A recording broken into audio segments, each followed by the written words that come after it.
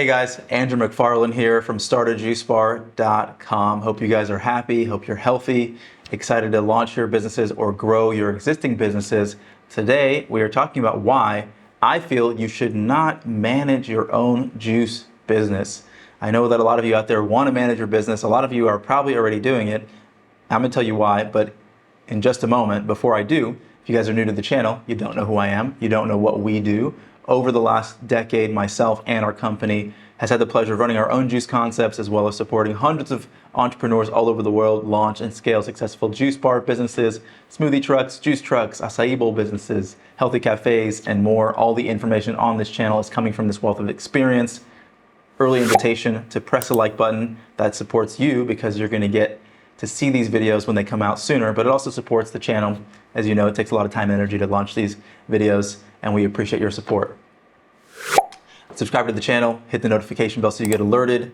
And now that we have that house cleaning out of the way, let's dive into today's topic of conversation. So a lot of you are probably in a place where you're launching your business, and granted, naturally, you want to manage your business most of the time and most likely because you want to save money in your business. Or you think that you just should, right? And maybe you actually haven't even thought about the reason why you might want to manage your business. But I'm going to hopefully talk some of you out of it because I do not think this is the smart thing to do. And I'm telling you this from experience because, once again, when I first started my business, I was managing things. I was managing a lot of things. And then we opened our truck from the storefront. Guess what? Again, I was managing things with my business partner. And the problem with this, unless you actually have experience managing food service businesses, as they often say, you don't know what you don't know, right? And having someone who has had a decade or more experience, or maybe even 5 years experience more than you, guess what? They've got 5 years more experience than you. And the value that they can bring to your business is generally worth its weight in gold. So I'm going to get deeper into this, but just to get down to the fundamental premise that most of the time two reasons that people end up managing their business when they shouldn't. One, because you want to save money. So let's start with this one. When you are managing your own business and you don't have experience, you very likely, most often, will be losing the money that you think you're saving by not paying someone else to do that job, okay? Because there's two reasons. One, you are probably not going to be as good at managing the things that need to be managed well. One, labor, and two, your food costs, okay?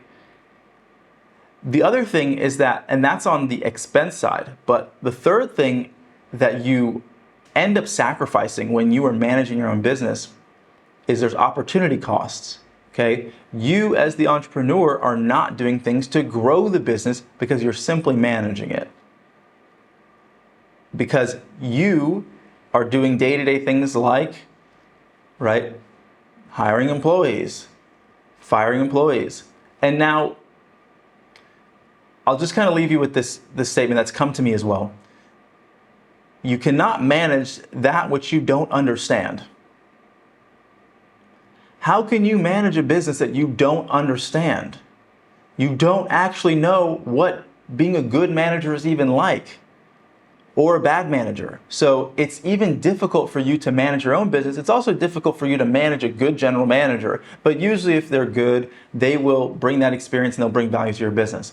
And for me, just kind of going back to my story a little bit, when I went from having our truck to having a storefront and managing the storefront, and then eventually realizing there was an employee in my storefront who had just decades more experience, I kept getting feedback from other people in my staff, like, this guy can basically run this store without us. He's amazing. And so I ended up having conversations with him and learned that, he's doing a great job. And he can really manage a lot of the day-to-day operations because it's not even just a matter, like I said before, about can you do it, but should you do it?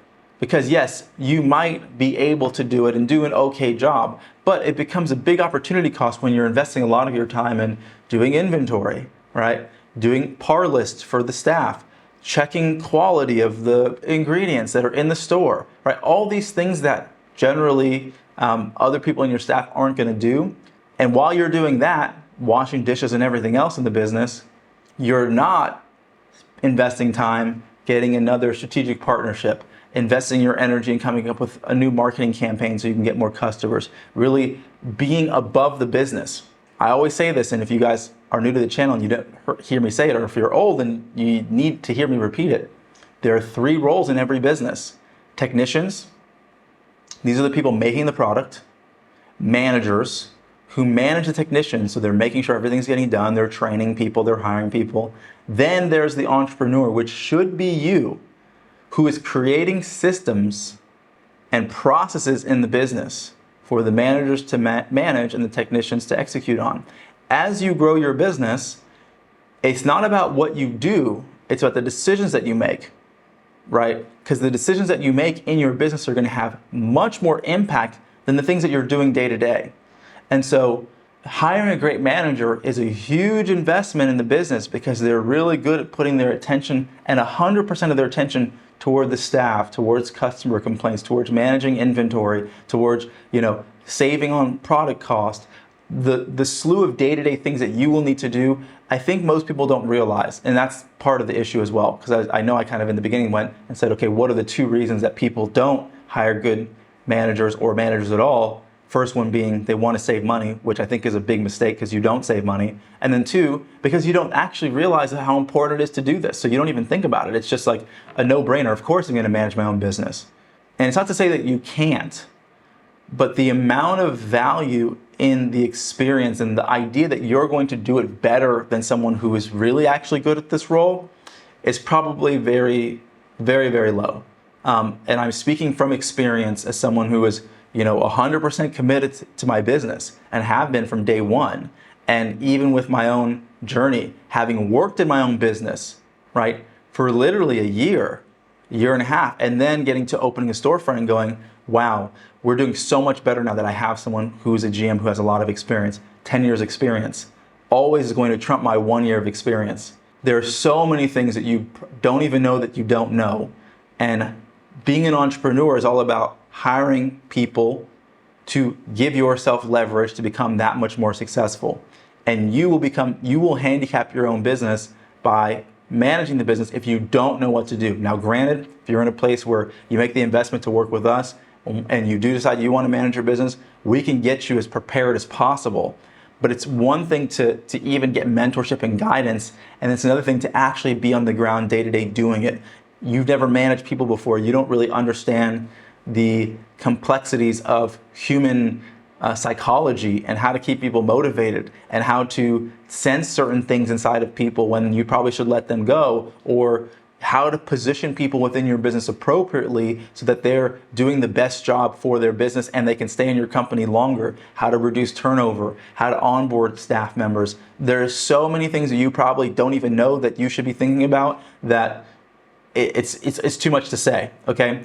But I do recommend you do hire a GM, clearly, and I hope this video has at least opened your mind a little bit to the idea of why this is important. And if money is the issue, raise money for your business. Get properly funded. If you need help with this or anything else, reach out to me personally at Andrew@StartAJuiceBar.com, and I'd love to talk to you about how we can help you so you just do it right. I got an email the other day from a client our prospective client who we were talking to a couple years back, and they opened their business and they attempted to save money, and now unfortunately things aren't going so well. And the email was basically in essence like, I really regret not doing this. I really wish that I'd reached out to you guys and brought you on board because I can see how well the clients that you're working with are doing, and I'm in a situation where I'm not really doing that well. So don't end up in this situation. Reach out to us. We'd love to help you. Andrew@StartAJuiceBar.com. Hope this has been insightful at the very least and opened your perspective. If you haven't pressed the like button yet, you know where that is.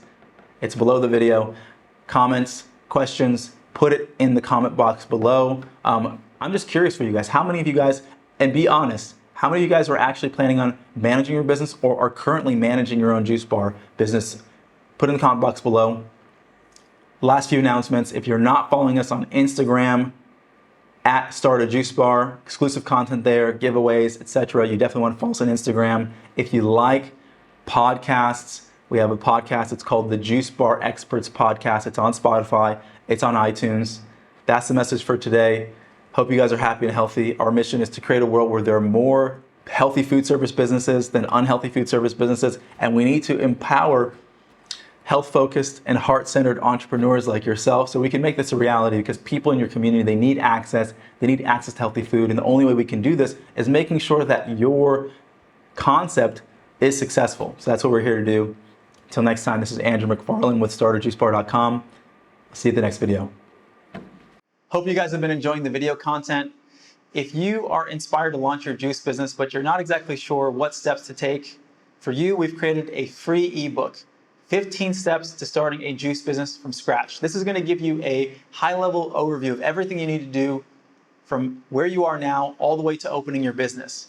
Now, if you want to go even deeper, we've created an online course, the Juice Bar Master Blueprint. This is going to go into great detail into every aspect of starting your business, everything from branding to menu development to finding the right location, the equipment that you need, and so much more, all the way to launching your business. There's links for both of these in the description below. I know you're going to find a lot of value out of them.